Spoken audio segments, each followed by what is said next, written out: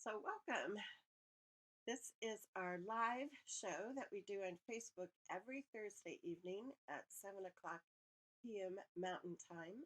So, I want to welcome you to the Art of Advocacy live show. What if your child could be successful in all parts of his school day? How awesome would that be? Well, that's what we're going to be talking about tonight because we want 2017 to be an awesome year for your child. And luckily, we have that chance now to kind of reflect on what went well that first part of the school year, the first half, and how we can build on that. So the second half of the school year is also going to be very successful for your child.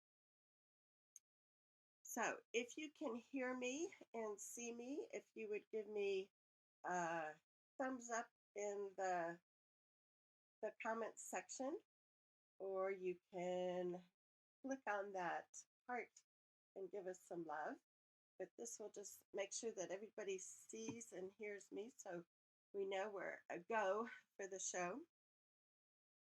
If you're new to the Art of Advocacy show, I'm Charmaine Tanner. I'm an advocate, a parent, a retired teacher, and author of a #1 best-selling book, The Art of Advocacy, A Parent's Guide to a Collaborative IEP Process.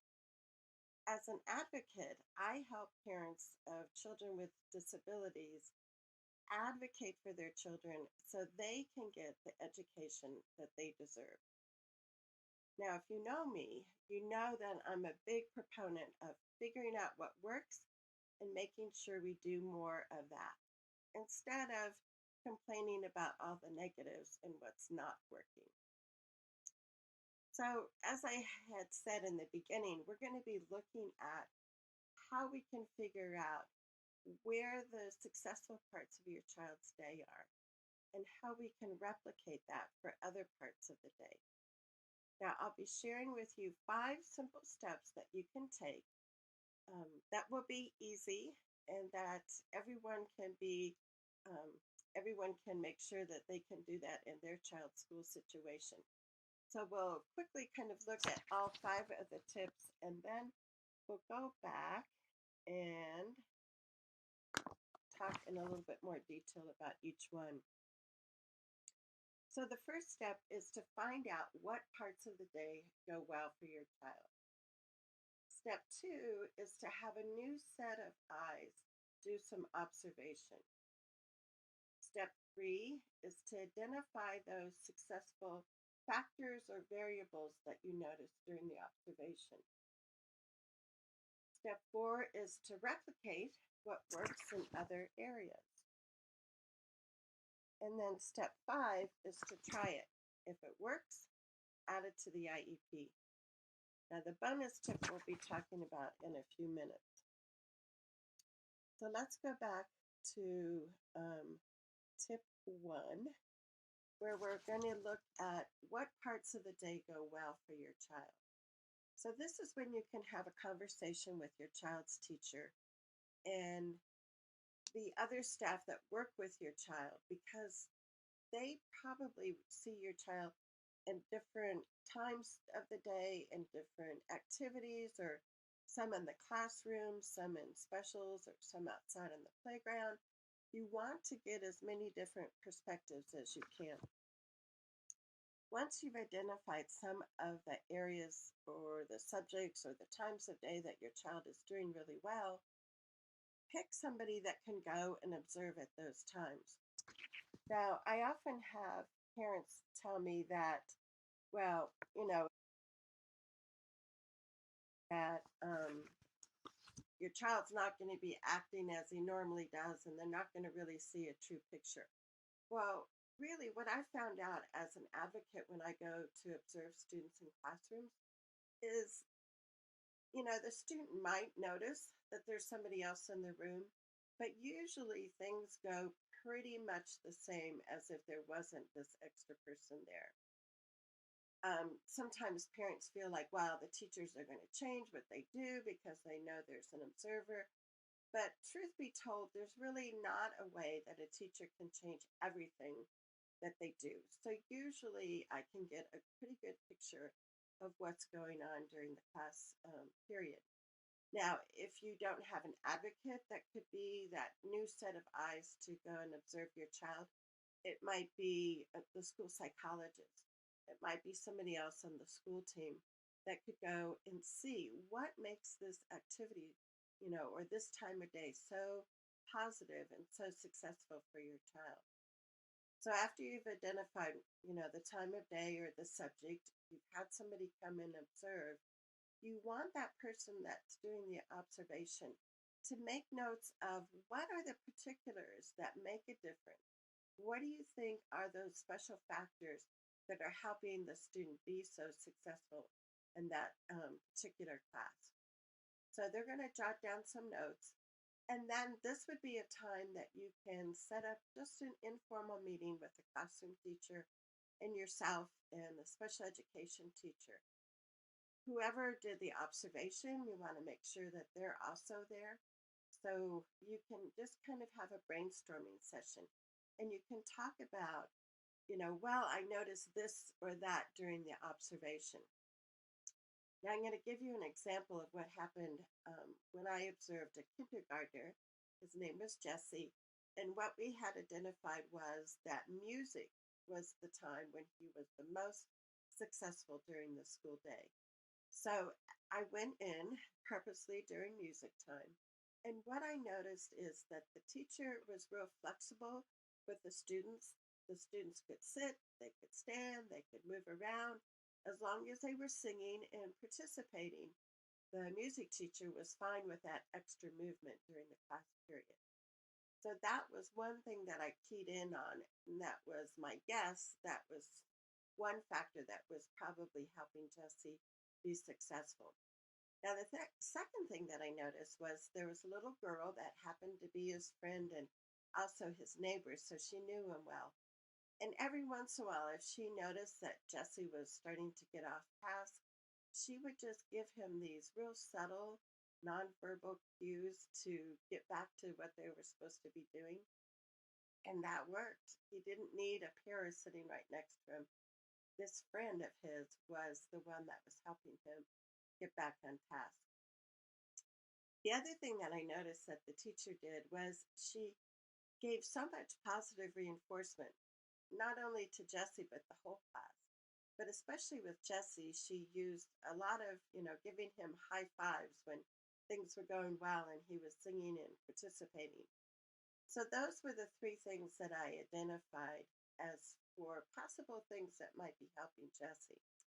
So when we had the time to sit down with the classroom teacher, the parent, and the special ed teacher, we brought up these three factors and we said, which of these, as the kindergarten teacher, would you feel comfortable trying in this classroom? And we can see if that would help Jesse be more successful in the kindergarten room. But his teacher was willing to try the extra movement, the sitting, standing, or walking around the room, as long as Jessie was participating in the activities. And she was also willing to do the extra positive reinforcements. And in this specific case, it was giving Jessie the high fives. She wasn't too keen on moving his friend to sit next to him. So instead of kind of getting into a disagreement about that one, you said, great, she's willing to try the extra movement, the high fives. Let's go with that. So for the next week, we tried these activities in the kindergarten class. And guess what?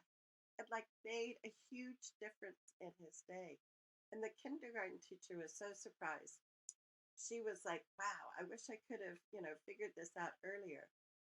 And so what we did was finding things that worked in one classroom, we were able to bring back to his kindergarten class and replicate them there. Now, I know some of you might be thinking, well, that was great. That was that kindergarten teacher.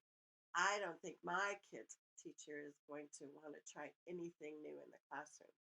Well, that's where the bonus tip comes in. So let me go back to that slide here.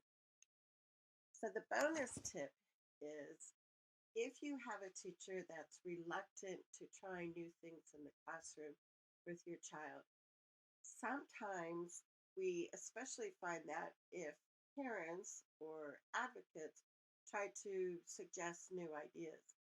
As a teacher, what I found when I was both a classroom teacher and a special education teacher was that if we had another teacher, one of her colleagues, one of her teammates, give suggestions to the classroom teacher, usually they were much more um, available to taking their suggestions versus thinking that a parent was going to, tell them what to do or how to run their classroom.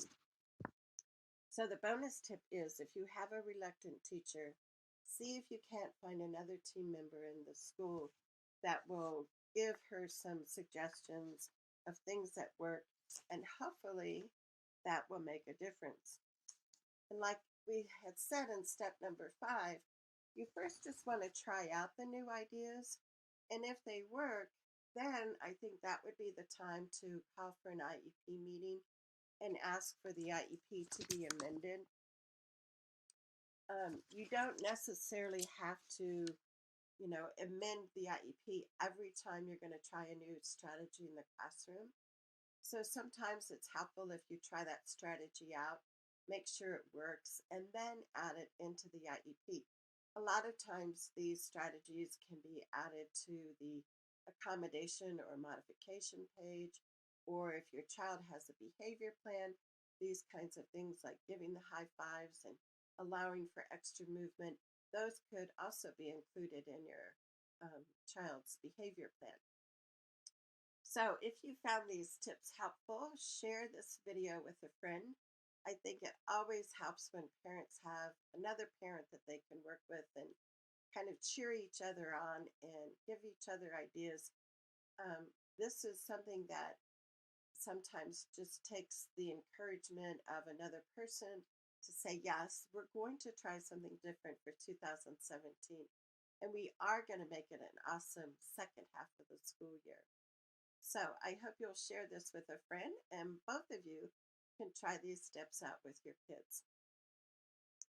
So remember that we're doing our Facebook Live Art of Advocacy shows every Thursday evening at 7 p.m. in the Mountain Time. And next week, we're going to have an awesome mom, Molly Mahoney, and she's going to not only talk about the sense of giftedness. Now, like for a number of years, I've talked about how our children have gifts. Well, Molly is just really awesome about talking to other parents about identifying what your gift is as a parent. So, Molly will be joining us, and I just hope that you can be here on January 5th at 7 o'clock in the evening, because you'll be smiling and you'll be laughing, and you'll walk away from the Facebook Live show with a list of ideas and gifts that you have that you can build on for this next year. So, thanks for being here. Let me quickly check our Facebook page. We have Natalie who joined us. Thanks, Natalie. Thanks. And let me turn down my Facebook or my cell phone volume there. But this video will stay up on this Facebook site. So if you missed it while we were filming it live, then you can always go back and just do the replay. Some parents are using the Facebook Live shows as a way to show professional development hours. Some of our parents are support brokers, and this is an excellent opportunity for them to, come and participate in our live show.